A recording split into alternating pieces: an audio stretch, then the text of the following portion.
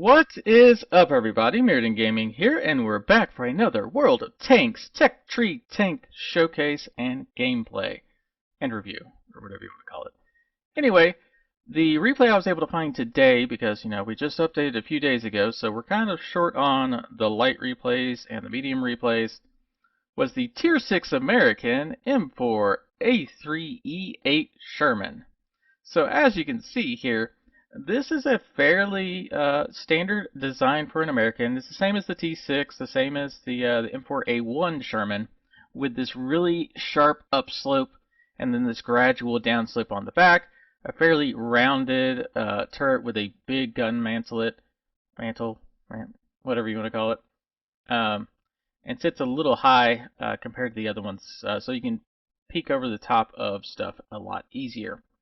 That being said, that gives us a lot of gun depression. Look at that thing. 12 degrees of gun depression over the front. Actually, I think it's pretty much that all the way around, except for there was one spot. Nope, it looks like it goes 12 degrees all the way around. So yeah, that is the one good thing about this tank for Tier 6. And then also, it has 20 degrees of gun elevation. So you can shoot up at people pretty well too. Anyway, let's go ahead and take a look at the armor model. Now, I'm comparing it to the most common Tier 6 medium that I see, which is the Cromwell B.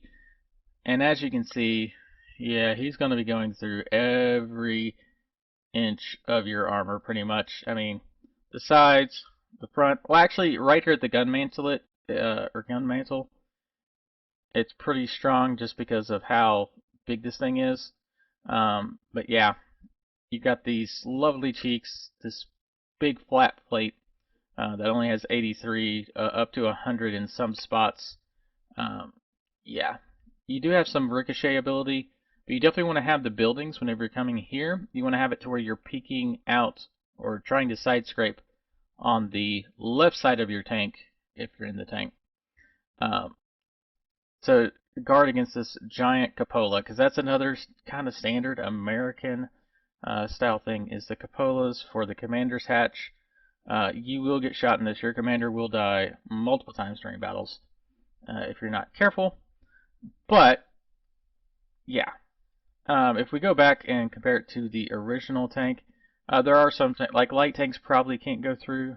Where is M4A3 Sherman? So even with the lower pin of this tank, yeah, it goes through it all day long. So yeah. Anyway, let's go ahead and get over to the comparison. So the ones I've decided to compare it to are the Buggy, which is the Polish medium tank of Tier 6. I see this one quite often, at least one per game if it's an all Tier 6 game. The Cromwell B, I swear there's like 3 of them every match on both teams. It's crazy how often I see this thing. This is the most popular Tier 6 for sure. The T-34-85, for those people going towards the 430U like I was, very popular tank. There's also 2 or 3 custom versions of this thing, the T-34-85M and the Rudy. I think those have slightly better guns. I don't remember. I know you don't really want to try to face a 85M in your Sherman. They will eventually take you down before you can take them down. And honestly, you probably don't really want to face even the standard version. And then for those people that are trying to go for the autoloaders, they've got the Skoda T25 down the Czech tech tree line. So, yeah, as you can see, DPM is actually the highest out of everything by a little bit. The one downside to that is, though, that's if you pin, because especially in Tier 6, you're going to be running up against Tier 8s quite often, or at least I do on the North American server. That 128 is really not enough. You definitely have to play very sneakily, more of a hit and run style, and try to flank people to get those shots in, or be very accurate, which this thing is not, and try to take their cupolas. So that 128 pin, not great. And this is the highest pin gun out of all of them. As you can see, the Tier 4 gun, I think that's the one you start with, only has 92 pin with 127 gold round pin. Horrible. So you definitely want to try to save up your free experience and go straight for this one if you can. The other one, I want to say just the accuracy was a little bit worse, and the reload time was worse as well. So that's the one in the middle. But thankfully enough, your gold rounds do go up to 177, so that does give you a little bit of a chance against the tier 8s, but of course your health is much lower, so you can't really trade out with them. You do have the 105mm derp gun, but honestly, after those nerfs to HE, it's really not that great. Although the 102 pin on the heat rounds, you can hold your own against same tier, maybe even a few of the tier 7s, but the tier 8s you're going to have a real problem with. But I mean, that is a lot of damage, so if that's your style, you can definitely go for that. For me, I prefer standard rounds, so that's why I'm sticking with the 76mm. All right, let's go back over here. So, like I said, pin's not great. Your damage is also not great. It is the lowest besides the Skoda, but of course the Skoda is an autoloader, so they tend to have a little bit less damage because they fire quicker overall because of the intraclip preload. But overall, it has the fastest reload time for every single shot. It's half what it is for the buggy and almost half what it is for the T34. So you might be able to outtrade them, but it all comes down to the accuracy of the gun. It depends on the range because, as you can see, the T34 has that .35 where you have .38, so you have to make your shots count for sure. This is definitely not a sit out in front of people kind of tank. Then we get down to the shell velocity. It is pretty slow compared to the others. If we did go ahead and equip those gold rounds, you can see it goes up quite a bit to be the fastest out of these, but that's still kind of on the slow side compared to a lot of the tier 7 and tier 8 you'll be facing. And then ammo capacity, you have the ability to take plenty of rounds of each type. Honestly, all of these do. But yeah, I definitely would throw on at least probably 10 to 15 heat rounds because you never know when you're going to be facing, or the APC, whatever, the gold rounds, depending on when you're going to be facing those tier 8s. So yeah, you definitely want to have some of those gold rounds just in case. But like I said, yeah, the potential damage overall, not great, even though you do have the highest damage per minute compared to everyone else. Alright, then we get down to gun handling. Pretty fast aim time. I mean, it's pretty average for across the board. You definitely probably want to beef this up just because the fact that you are one of the easiest to be pinned and you have the least amount of damage. You want to have that circle aimed in so you can hit them hard and retreat quickly. And then all of the other soft stats, yeah, pretty much the best, at least in moving, tank traverse, and turret traverse, which is really when you're going to be using this gun. Then we get down to the bread and butter of the American tanks, the gun depression. That's right, you're going to be sitting up on a hill shooting down on everyone else. So that lower pin really doesn't matter because you can actually hit the top of their hull and go through the top of that. Because a lot of times, that's usually one of the weaker spots on the tank, other than directly the lower plate. So you definitely want to make use of this gun depression and the gun elevation. You can shoot up at people better than some of these other tanks for sure. Then the downside, yeah, you're kind of slow, even for like a medium tank. Like some heavies can go this fast almost. But yeah, as you can see, slowest out of all these, and you can see why so many people use that Cromwell B. 64. That's the same as a lot of those light tanks even. Crazy. You'll be facing this thing a lot. So get prepared. Get to know it really well so you can take that thing on. Alright, and then we go to reverse speed. Yeah, kind of slow. Not as slow as some of the others, but it's not good, it's not bad. It's pretty average. That's the American tank thing. Then we get down to armor. It's kind of one of those things where not great, not bad per se, but yeah, pretty much everything is going to be able to go through your front hull armor and your turret, except for around the gun mantle. But you're definitely not as squishy as like the Skoda T25, thankfully. You have pretty average health for this, but some of the tier 8s, especially some of the new ones, like the Caliban that just came out, he can one-shot you.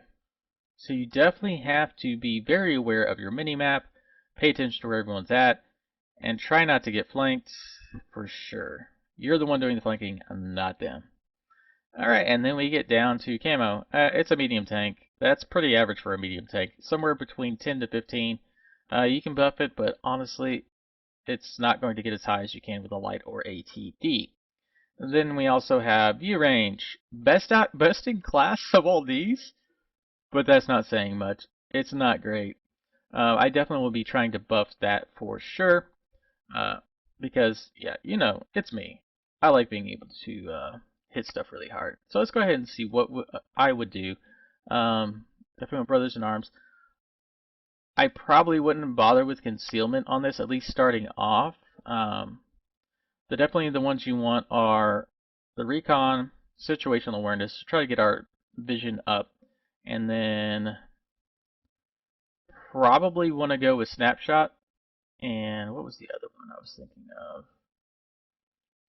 Traverse isn't quite as big of a deal. Firing on the move definitely is something you want. So smooth ride, and I would probably try to go with repairs because you want to be able to repair your tracks pretty quickly. And then as far as this kind of stuff goes, this is kind of a matter of preference. To me, I feel like this thing is definitely, you want to try to get it to fire better and faster. I always go with those vents. That's always a great option. You could technically go with a turbocharger if you wanted to get a little bit faster, but I pretty much leave that up to all those little fast mediums. I try to flank people. I would go with gun reloader or gun rammer just to get our speed up, and then probably, where is it? Gun lane drive, aiming speed, to get that aim speed down. You could also go with, instead of possibly the gun rammer, you could go with the aiming circle smaller. But I believe this is probably the setup I would go with.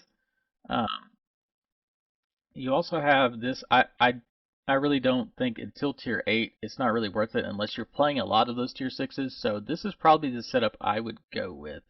So that improves our reload time to 2.71, so we're even faster at reloading. We can definitely try to win some of those trades if it's possible. And then we also have our gun dispersion is a little bit better at 0.37 instead of the 0.38. What else did we just change? Oh, aim time, 1.91. That also helps us with our trades. We got a 0.3 better aim time than these other guys now. So definitely from the stock versions, that is. And then we get down to the vision. So the vision gets us up to 410. That's very respectable for a medium tank. You're definitely not going to outspot those light tanks, and then some of those TDs that have the better camo. But in general, this is pretty safe. I would really prefer it be up closer to the 455, but that's not bad, we'll say. Anyway, let's go ahead and get over to the gameplay. Alright, here we go. Let's take a look and see what he's facing. He's got two T25s. Those are going to be a pain. Those are really hard to pin for any medium and some of the heavies. There's an M6 heavy, a T150 heavy. Those, he should be able to deal with those. There's that Cromwell bead. A identical tank on the other side, an 85M, like I said. See, we got a Badger, T1. There's a lot of heavies this round. M10, the Wolverine, or two Wolverines. Those can hit pretty hard, but their reload times aren't great. So yeah, let's see what he's doing. So oh, this is an assault too. I forgot to mention that. And he is on the assaulting team. I really don't ever play this style because most of my clanmates don't like this style. But let's take a look and watch and see what he how he handles this. So he is trying to get into a spot to try to flank the enemy when they come out for his allies. That's an interesting play for sure. So he's expecting the light tank to try to come around that side to spot. Oh, and look, see, here's all the heavies coming up to try to defend. You see all these buildings. It's an interesting play to try to play the city, considering he would do much better on one of the hills, like where the T-34 is at. I really wish I could see what equipment these people have on their tanks. I don't think I can. I'll have to check the stats at the end. So he's just trying to make sure that he's not getting flanked. That's definitely something you have to worry about with this tank. He's trying to peek out, see if he can see anything. Because I would suspect a couple of the TDs to be back in that back corner to fire on people.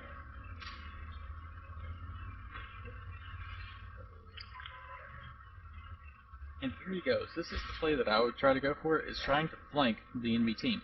He has to be very careful here because, like I said, those TDs are probably somewhere in the back. Goes. And then he's going to have to pull back because he's going to be coming after him for sure. Yeah, track him again. See, he's got him tracked, so he can really use his reload time to keep him locked down and deal with him. Yeah, look at that. He's going to completely take this T1. Oh, now he set him on fire. That was an awesome play.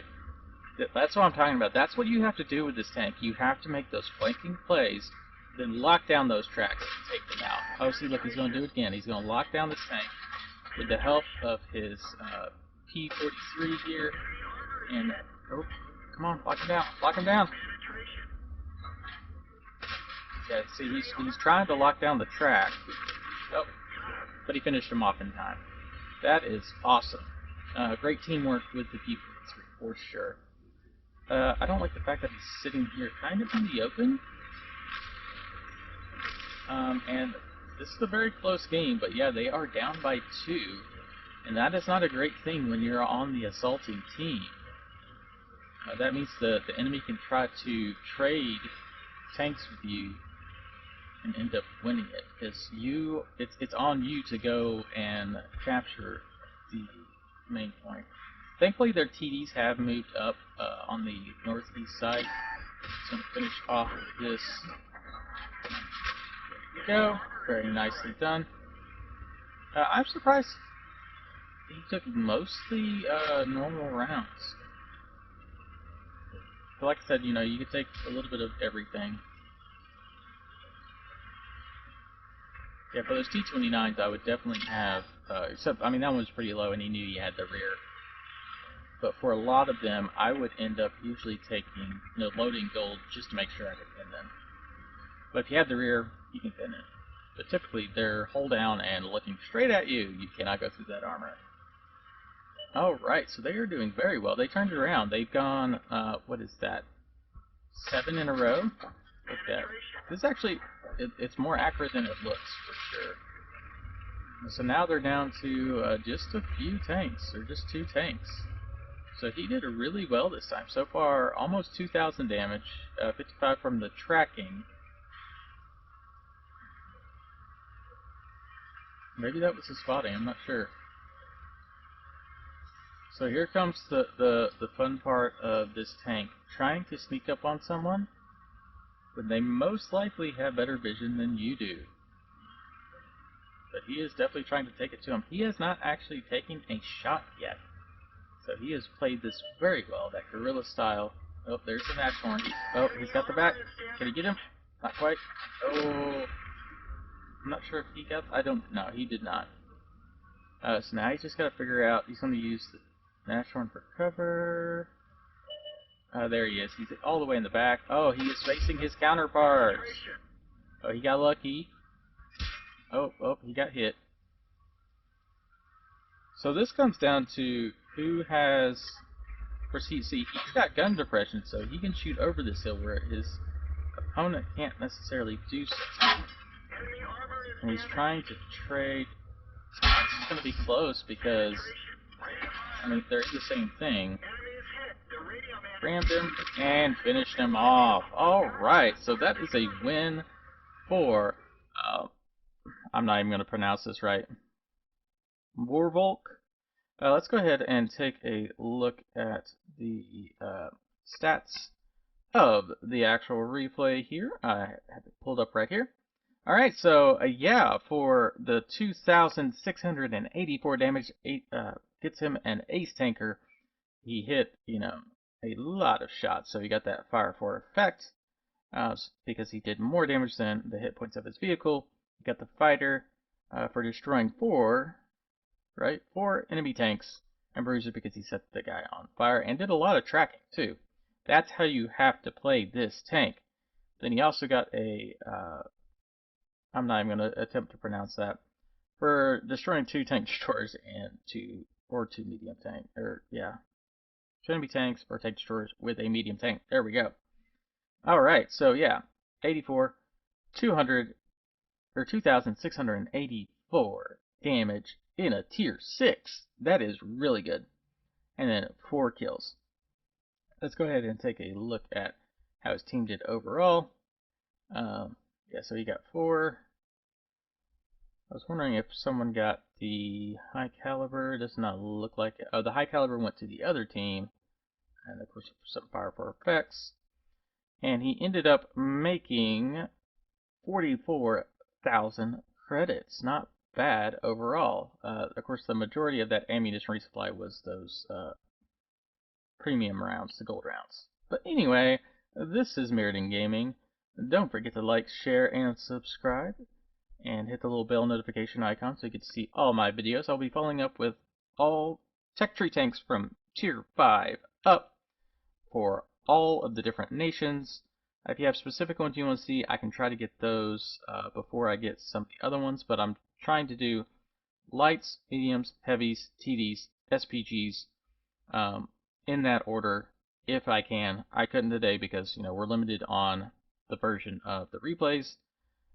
And then I'm going from, of course, it's different here than it is for the actual thing. I'm going by the tech tree whenever you go into it in the game, because I want to say it's like USA, UK, German, USSR, and then it's, I honestly don't remember anymore. I think it's like Czech, Polish, Chinese, Japanese, Swedish. Or no, France is in there somewhere. I don't know. You know what I'm trying to say. Anyway, this is Mirrodin Gaming, and I will see you on the battlefield.